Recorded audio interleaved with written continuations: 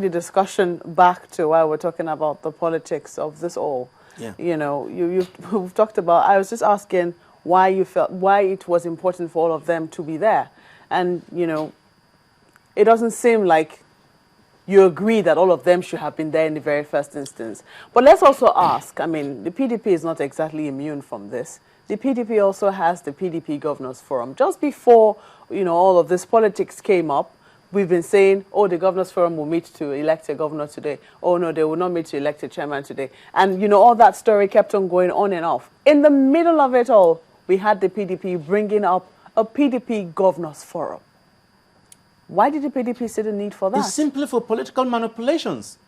That is it. I've already said it up initio. The meeting is for political manipulations and is for self in the real sense of it. Why do you think that the governor of Rivers State is being seen as recalcitrant?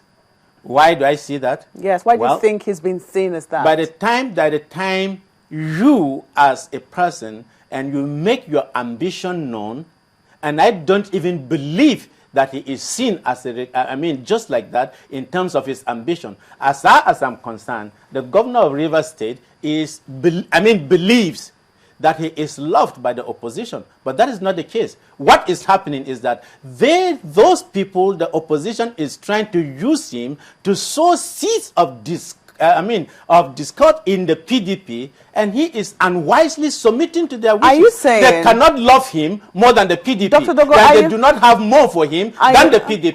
And so accepting to do the bidding of the opposition is simply lack of political wisdom. Just quickly, is it a crime or is it wrong for one to hold an ambition? Oh no, it is not a crime and it is not wrong. But when your ambition collides with mine, and I have a superior position, I can use it against you. That means you have placed yourself on the state of war. In other words, there still exists a supreme, father in the PDP.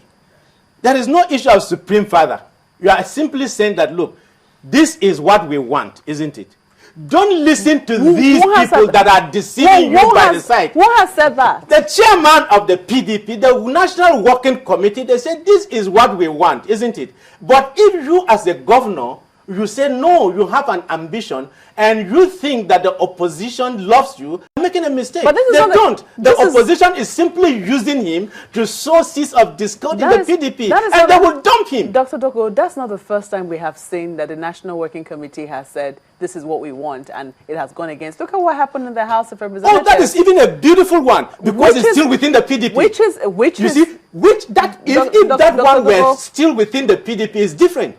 You have to understand that. That is still within the PDP. But this makes a difference because it involves, you know, an external factor that is going to be used. I don't think that we are. The whole issue I don't think we're staying with the truth here, in the sense that the House of Representatives, Honorable Tambuwal would not have been able to emerge the Speaker of the House if he did not have the support of the opposition. Oh, no, he would. He would. The PDP has majority in the House. PDP and it is not the opposition. Majority. No, look, you have to understand. The opposition only supported, but those who supported him, who put him there, are simply members of the PDP, and they existed long time ago. And they're taking the decision even before the elections took place. So that is what you didn't understand. You're saying very clearly that he's not seen as recalcitrant. No. No. No, he is not. Okay. If he were seen as that, he would have been suspended. You see, there was a list, oh, look, let us make this arrangement. But the members of the PDP within the House, and let me explain to you what you see outside. Are these the views of your party? Because there are other people who have come to say that he is not exactly a member of their party, not anymore. No, that's not how the PDP sees him. At least core members of the PDP. I'm sure, you know, those people who are saying so are also people who want to sow seeds of discord within the party. And let me explain to you. There is no way in a democratic setting as ours, you will expect that views like that will not be expressed. Every single thing that happens, the opposition and even others, look, even within the party itself, let me explain. Truly speaking, you may think it's a joke, but it is possible. You can't really have members within the PDP who are not genuine PDP members. You can have members in the CPC, in the ACN, and all other parties that are planted there. For one reason or that is politics. So when some of those people can even hold positions, you know, ask yourself some of the questions. Why have you found out that, look, some of these things happen and they don't succeed the way they should succeed? But the question and so now, when the Dr. person is Dogo, saying, I think I just have a question for you. Looking at all of, listen to your argument, I'm tempted to ask, is it because you're a member of the PDP that your scientific argument, political scientific argument concerning all of these happenings are on this same platform you have put it? Because some of them comes across as, should I say, arguments that ordinarily would come from someone who is almost like a public relations person for the PDP. No. Because every argument you have seen, some that are on the side of the PDP, you've chosen to take them, even if they are in the pages of the newspaper. Then the one that you're not too comfortable with, you take them out. For instance, before Wamako was recalled, it was in the papers. And now everyone was looking forward to another paper headline which said that the chairman will resign by Thursday. And by today, we are getting to see that he says, well, he's not been asked to resign. If tomorrow comes, he finally resigns, would you still say that these are fictitious headlines in the papers? oh, no. Probably you didn't get me right. I'm sure I didn't. What I categorically stated is this, isn't it? If there is somebody who said that he will resign, let there be the evidence. Do you get it? If there is no evidence, you can't just say so. If they don't have the evidence and tomorrow he resigns, it means the journalist didn't do his homework well, because the person couldn't get the truth to show that, look, he was going to do so. So it doesn't invalidate my statement in any form. Because if the person cannot prove it, then the person has not made the point that it's supposed to be. What kind of proof? What kind of proof do you want? Because the proof I want, if the chairman says that no, that is the fishman of the imagination of the people who are saying it. Proof and the person cannot prove that it is wrong. Or in word. Because now that you've chosen not to even believe some videos, I wonder what kind of proof you will see to believe this headline.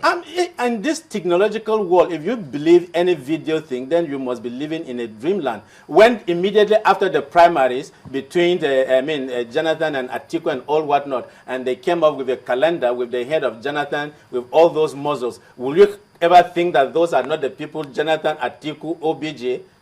I mean, that's simple. You know, what I'm trying to say here is this. Are you getting me? What I'm trying to say is this. If you are coming out with something and the person says no, and you can't prove it, then you don't have a base. Right. But if it happens afterwards, that doesn't invalidate the statement that, look, when you are making a statement, you should prove it. Give us your perspective on this matter, because, I mean, only yesterday, the Speaker of the House of Representatives, he was speaking in Lagos, and he talks about how he merged, even though it's not the way the party would have wanted, but the members of the House of Reps deemed that fit for him to emerge as Speaker. And then he goes, the way some quoted it, no, he even says that the National Assembly needs to be independent, devoid of all these political manipulations from other arms of government. Then he drops this one, the way they couched the headline ahead today.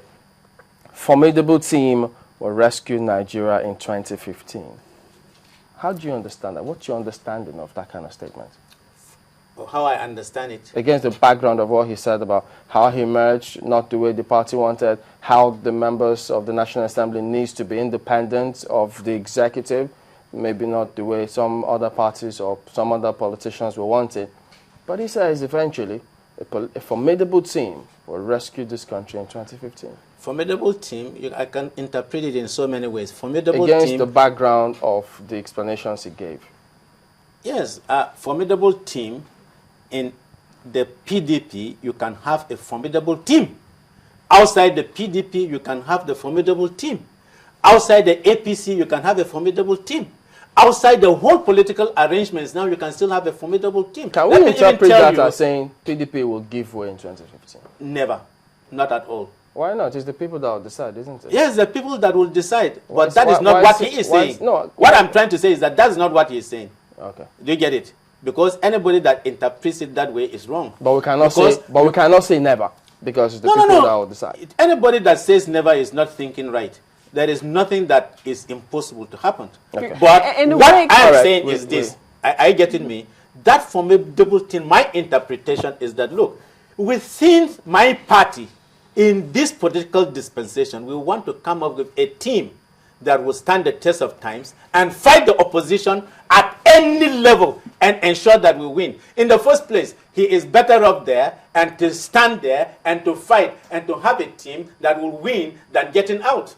No, fighting the opposition is ranked topmost than giving us maybe like 40,000 megawatts of electricity or something. Oh, certainly. What are you talking about? That is the aspect that I'm talking of. We want a team that has the character to I deliver. thought I heard opposition. Okay, okay.